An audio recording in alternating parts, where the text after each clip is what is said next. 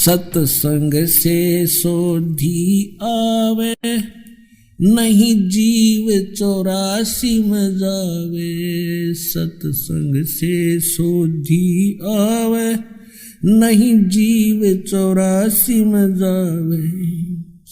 अब मेटो द्वेष और राग, हो राग या उम्र बतेरी जाली। अब मेटो द्वेष और राग, हो राग या उम्र बतेरी जाली। दूसरी बात ये है इसके अंदर कि कोई ये सोचे कि अनल हक मंत्र से उसमें आसक्ति आ गई थी, नहीं। उस अनल हक मंत्र के जाप करने वाला पूरा गांव था, नगर था, आसपास के और भी बहुत लोग थे जो वैसे उपदेशी थे, आसपास के बहुत से उनके शिष्य थे, लेकिन वो गुप्त रखते थे, सामने किसी को बताते नहीं थे लोक लाज के कारण। तो कहने का भाव ये है कि उस एक मंसूर के अंदर ये क्यों काम कर गया और सिमली में नहीं किया उसने। ये पिछले ही पुण्य से होते हैं पूर्ण हंस मुराद, ये पूर्व जन्म के संस्कार थे, उस मंत्र का इसमें कोई योगदान नहीं था। अब प्रसंग जो चल रहा है उसी पर हम थोड़ा सा डिस्कस करते हैं कि जिस परमात्मा के लिए इतनी कुछ कुर्बानियां संत महात्माओं ने की, तो वो कैसा है भगवान, ये तो अंडरस्टूड है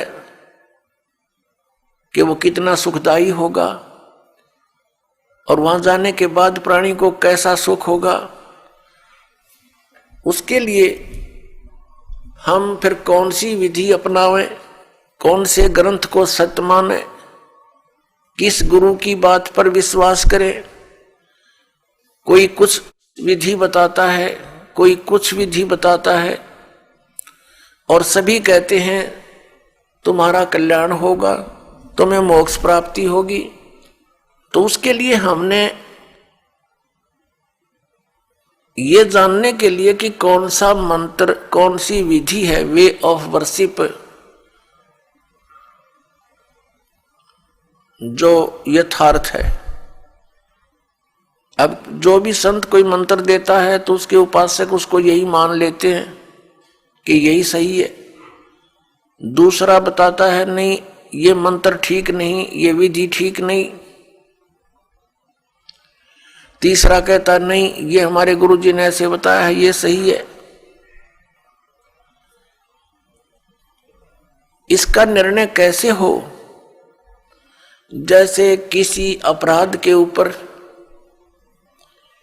कुछ अधिवक्ता एडवोकेट आपस में डिस्कस करते हैं।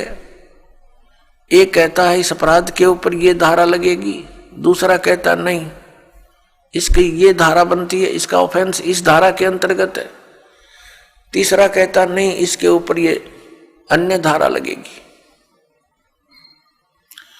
तो उन तीनों का फैसला कहाँ होगा कि कौन सी धारा के अंतर्गत ये ऑफेंस है? वो संविधान के अंदर देखा जाएगा, और संविधान के अंदर जो लिखा है वो फाइनल है। वो धारा उसी के अंतर्गत वो ऑफेंस है, तो उसके ऊपर वही धारा होगी, उसी के आधार पर उस पर कार्रवाई कोर्ट में होगी। वो सही है। ठीक इसी प्रकार हमारे पवित्र जो शास्त्र हैं, सदग्रंथ हैं, ये सभी शास्त्र हैं जैसे पवित्र पांचों वेद। चार वेद तो ये वेल नोन है, ऋग्वेद, सामवेद, यजुर्वेद, अथर्ववेद। एक पांचवा वेद है, वो स्वयं परमेश्वर के द्वारा अपने मुख कमल से बोला जाता है। प्रत्येक युग में परमात्मा अपने उस तीसरे मुक्ति धाम से यानी सतलोक से चलकर आते हैं और अपने मुख कमल से उस यथार्थ ज्ञान पांचवें वेद को बोलते हैं। वो लिपिबद्ध कर लिया जाता है, वो पांचवा वेद होता है। वो कबीर वाणी है, वो परमेश्वर के मुख कमल से निकली सच्चिदानंद घन ब्रह्म की वाणी है।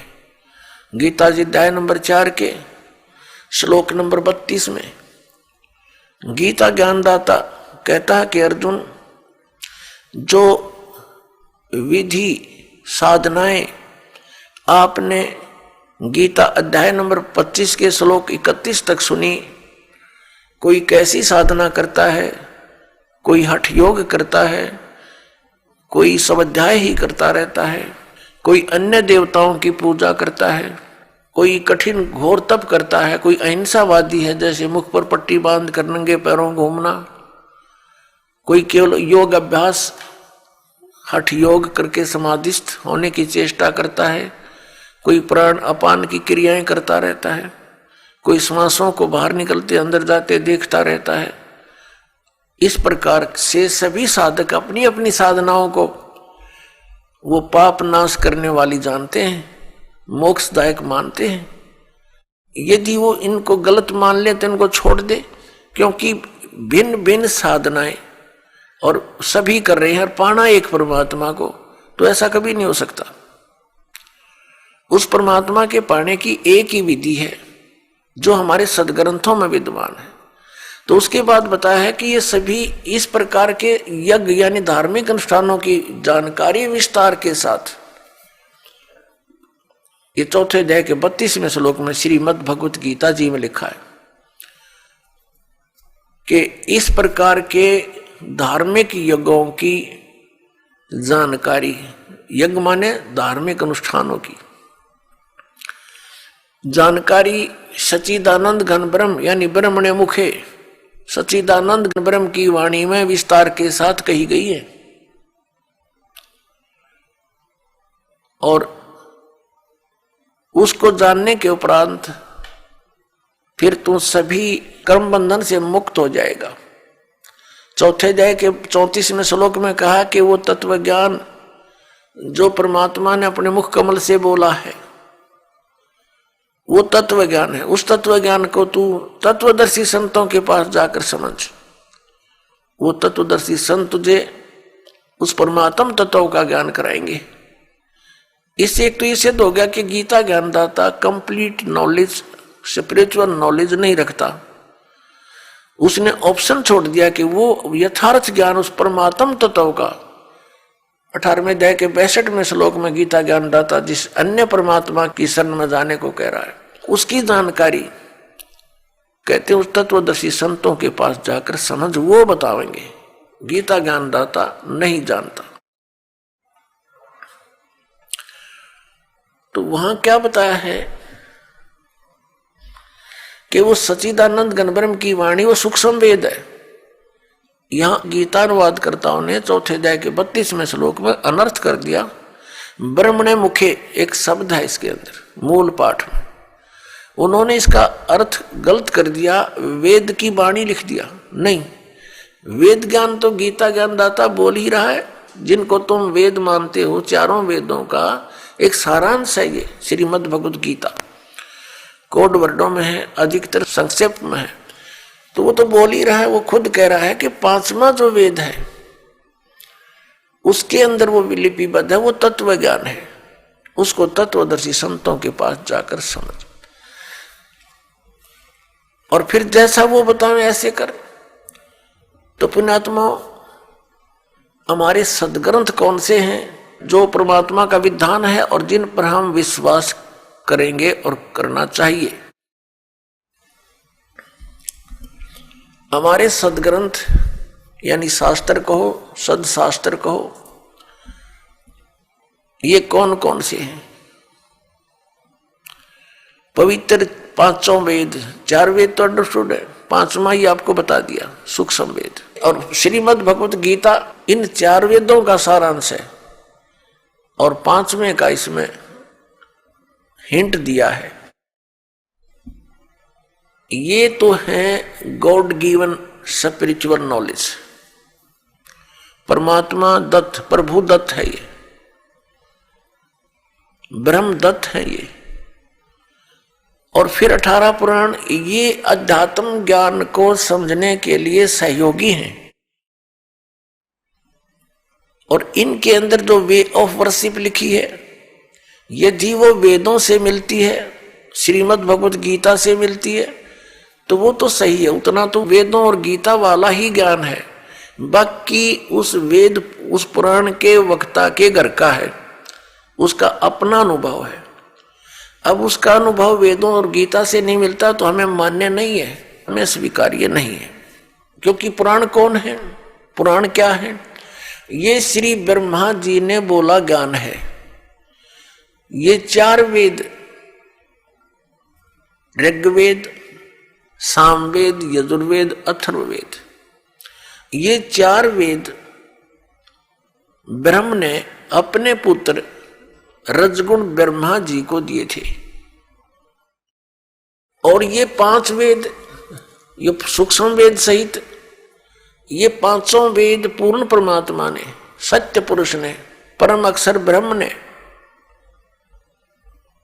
इस ब्रह्म के अंदर, ज्योति निरंजन के अंदर फीड कर दिए थे। और उसमें टाइम फिक्स कर दिया था कि इतने समय के उपरांत ये सब तय इसकी श्वासों से बाहर आएंगे। जैसे कोई मादा है, गाय भैंस है, वो नए दूध होती है, गर्भ धारण करती है, समय आने पर बच्चा ऑटोमेटिकली बाहर आ जाता है। तो ऐसी सतिथि परमात्मा ने, पूर्ण ब्रह्म ने हमारे लिए की थी कि ये बच्चे भगवान को भूल ना जाएं, परमात्मा की भक्ति करेंगे इन वेदों अनुसार तो इनको बहुत लाभ होगा, इन पर आपत्तियां नहीं आएंगी, कष्ट नहीं आएंगे। ये गलती से काल के साथ चले गए हैं। वो 5 वेद जब इसके श्वासों के द्वारा, ब्रह्म के श्वासों के द्वारा निकले तो इसने उनमें देखा कैसा ज्ञान है भगवान ने दिया है। तो उसने वेदों को पढ़ा तो 5वां वेद था, उसमें सारांश था, 4 वेदों का निष्कर्ष था और पूर्ण परमात्मा की जानकारी और उसकी वे ऑफ वर्शिप, पूजा की विधि भी लिखी थी। वो घबरा गया कि इन प्राणियों को जो मेरे अंतर्गत आगे हैं, इनको यदि पूर्ण परमात्मा का और वहां के सुख का ज्ञान हो गया तो ये सब भाग जाएंगी ऐसी साधना करके। इसलिए इसने उस 5वें वेद को नष्ट कर दिया। 4 वेद दे दिए जिनमें गोलमोल ज्ञान है। गोलमोल का अर्थ क्या है, भावार्थ क्या है कि इसमें महिमा तो है परम अक्षर ब्रह्म की और केवल पूजा की विधि है ब्रह्म तक की। जैसे यजुर्वेद अध्याय नंबर 40 के मंत्र नंबर 15 में लिखा है कि ओम कर्तु समर किलबे समर कर्तुम समर।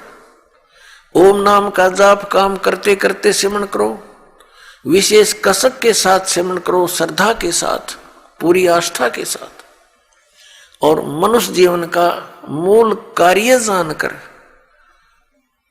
ओम नाम का स्मरण करो। ओम नाम ब्रह्म का और महिमा इसमें बता रखी है। परम अक्षर ब्रह्म है जिसकी पूजा से पूर्ण मोक्ष होता है, उसके ऐसे चिन्ह हैं, वो ऐसी लीला करता है। अपने आत्मा दास के सत्संग में मुख्य तौर पर 3 ब्रह्म होते हैं, 3 ब्रह्म यानी 3 प्रभु, 3 पुरुष। एक सरब्रह्म, एक अक्षर ब्रह्म, एक परम अक्षर ब्रह्म। दूसरे शब्दों में एक सरपुरुष, एक अक्षर पुरुष और एक परम अक्षर पुरुष। तीसरे शब्दों में ईश्वर, परमेश्वर। ये 3 मुख्य प्रभु हैं। मुख्य तो वैसे एक है, लेकिन हमारे सदग्रंथों में जो विशेष ज्ञान दिया है इन तीनों के विषय में। और इसके पश्चात 3 प्रभु और माने हैं, रजगुण श्री ब्रह्मा जी, सतगुण श्री विष्णु जी और तमगुण श्री शंकर जी, और आदि शक्ति प्रकृति देवी ये दुर्गा है। इनके बाद फिर बहुत से देवता हैं जो भगवान की भक्ति करके ही कुछ उन्होंने अपने टायर में हवा भर ली, यानी परमात्मा की कुछ भक्ति संग्रहित करके और वो कुछ सिद्धि युक्त हो करके अन्य प्राणियों से श्रेष्ठ बने दिखाई देते हैं, वो भी देवता है। यानी श्री ब्रह्मा जी रजगुण, श्री विष्णु सतगुण, श्री शिव जी तमोगुण, ये अन्य देवताओं में है। और ये हमारे इस तत्व ज्ञान के अंदर मुख्य तौर पर प्रभु नहीं गिने जाते।